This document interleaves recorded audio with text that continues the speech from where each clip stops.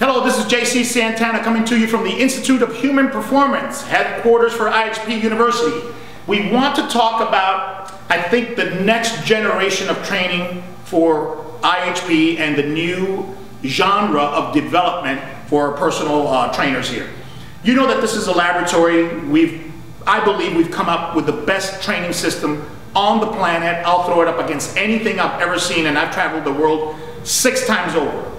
But as personal trainers, I think we can all agree that when things come in through the doors of our gyms, they are never what they appear to be, are they? In other words, people come in asking to lose 10 pounds, but it ain't 10 pounds that's the real problem. They come in to get in shape, to get fit, to lose the backache, to play better golf. That is what they're asking for, but really, is that the main issue? We all know that the weight loss industry is an utter failure because we think that weight loss is a mechanical issue. Aha! We count calories, we control calories, we eat better, it's done. No. Giving the right menu is easy, giving the right recommendation is easy, but why can't people pull the trigger on our homework?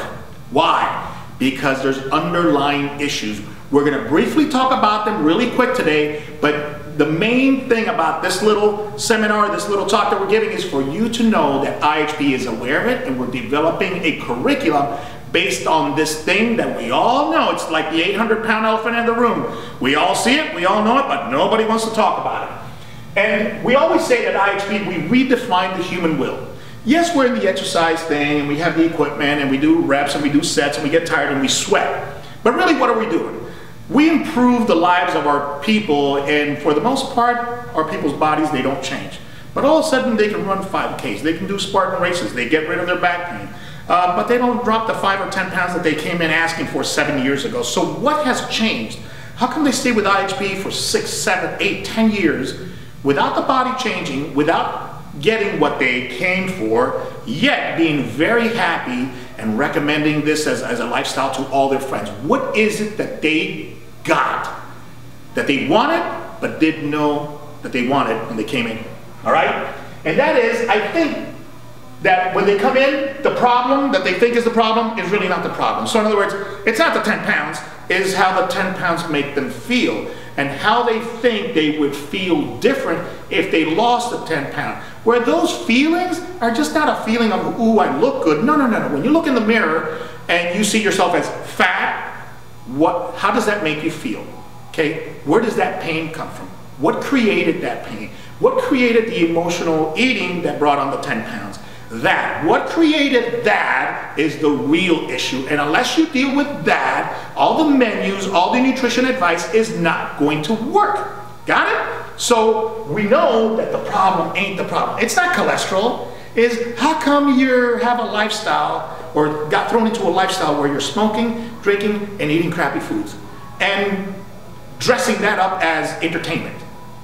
There's something that's missing in your life. You're not happy, and that's the real issue. And unless we as trainers acknowledge that that is an issue and have some tools to at least address that and help our clients address the real problems, we're not going to fix what they came in asking for. Got it? So we look at the will. Okay, so let's go a little bit above that. This is really, really deep. Let's go here into the human will. Easy. What will you do? Grandma, no, I won't go to Sawgrass Mills or an outlet mall and walk for 3 hours because I simply can't. One of our trainers trains Grandma. In 2 months, she will go to the outlet mall because now this guy has been able to get Grandma to do in 1 hour what Grandma normally does in a week. So Grandma has this expanded, redefined will, and she will go to the outlet mall with the family and outwalk everybody. Same thing with the athletes, same thing with our MMA fighters. I will impose my will on my opponent. What does that mean? That means I have been through so much suffering in my training, and I have exercised my will to get through everything that entails, the pain, the discomfort, all that, all the questions, the spiritual and emotional questions that come up. Can I do it? Can I not? Is this my threshold? Can I go higher? I've gone through all of that, and I know that that guy has not been able to. And this expanded will is bigger than that will. And I will impose this will on that will, and I will break him down. See, it's the same process from the grandma to the fighter. It's the same process. Physical effort has always been used to transcend, all right, the spiritual realm. Fasting, meditation, and still the suspended piercing maneuvers where people are suspended, you know, through body piercings for hours. That was done in the Native American tribes before war and for enlightenment. And today, still in India, you have a lot of ceremonies where people are walking for miles with swords through their mouths and pins through their chests, carrying fruit and animals and all that. They get to the temple, they light the candle, and they do their thing. Why are they going through that pain? Why are they going through that pain? It's self-inflicted physical effort for the purpose of spiritual transcendence. In modern world, we call that place, that temple, a gym, and we call that ritual exercise. But the process is still the same. We are redefining the human will. Got it?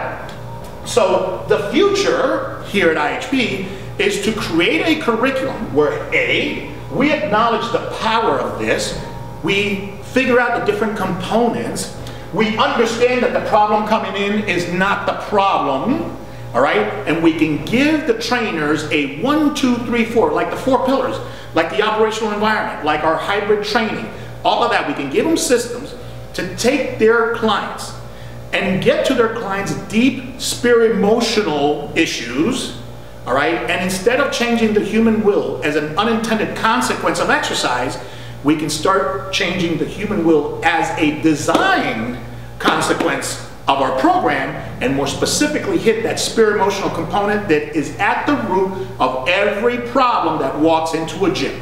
So that's the future of IHP. That's the future of IHP University curriculum, and we hope that you are part of that.